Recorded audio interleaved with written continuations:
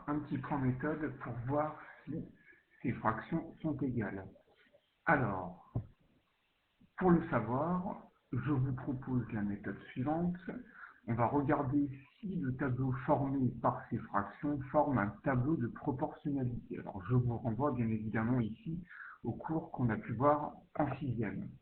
Alors, si ce tableau est un tableau de proportionnalité, ça voudra dire que les fractions sont égales. Sinon, à contrario, les fractions ne sont pas égales. Alors, je vous rappelle la méthode pour un tableau de proportionnalité. Il va falloir déjà commencer par chercher ce qu'on appelle les coefficients, le fameux coefficient de proportionnalité. Alors ici, on remarque que pour passer de 4 à 8, il va falloir multiplier par 2. Si nous avons un tableau de proportionnalité, ça voudrait dire qu'au niveau des numérateurs, si je multiplie 3 par 2, je devrais obtenir 7.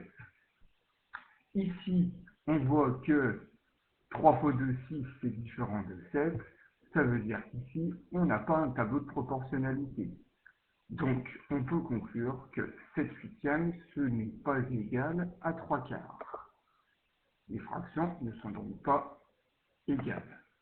Alors, on aurait pu remarquer du départ, d'ailleurs, par rapport à la règle qu'on a vue dans le cours, je vous rappelle que une fraction ne change pas quand on va multiplier son numérateur et son dénominateur par le même nombre. Ici, si je place les deux fractions au même dénominateur, qui serait 8, ici je dois multiplier par 2, donc je vais multiplier par 2 mon numérateur.